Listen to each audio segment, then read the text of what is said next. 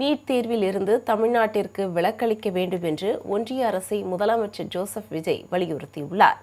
டெல்லியில் பிரதமர் மோடி தலைமையில் நடைபெற்ற 11வது நிதி ஆயோக் கூட்டத்தில் பங்கேற்ற முதலமைச்சர் ஜோசப் விஜய் தமிழ்நாட்டிற்கு தேவையான திட்டங்கள் மற்றும் கோரிக்கைகளை நிறைவேற்றித் தர வேண்டும் என ஒன்றிய அரசை வலியுறுத்தியுள்ளார். அதன்படி நீட் தேர்வை தமிழ்நாடு அரசு எதிர்க்கிறது என்றும் நீட் தேர்வில் இருந்து தமிழ்நாட்டிற்கு விலக்களிக்க வேண்டும் என்றும் தெரிவித்தார். தமிழகத்தில் +2 மதிப்பெண் அடிப்படையில் மருத்துவ இடங்களை நிரப்புவதற்கு அனுமதி அளிக்க வேண்டும் என்றும் கேட்டுக்கொண்டார். திருக்குறளை தேசிய இலக்கியமாக அறிவிக்க வேண்டும் என்று தெரிவித்த முதலமைச்சர், ஒன்றிய அரசுடன் ஆக்கப்பூர்வமான ஒத்துழைப்புடன் செயல்படுவதற்கு தாவேக அரசு தொடர்ந்து உறுதி பூண்டுள்ளதாக கூறினார். குலசேகரப்பட்டினம் விண்வெளி உற்பத்தி மையத்தை தேசிய விண்வெளி உற்பத்தி மையமாக அறிவிக்க வேண்டும் என்றும் சென்னை குமரி அதிவேக ரயில் வழித்தடம் அமைக்க வேண்டும் என்றும் வலியுறுத்தினார். செங்கல்பட்டு திருச்சி GST சாலையை 6 வழிச்சாலையாக மாற்ற வேண்டும் என்றும் கேட்டுக்கொண்டார்.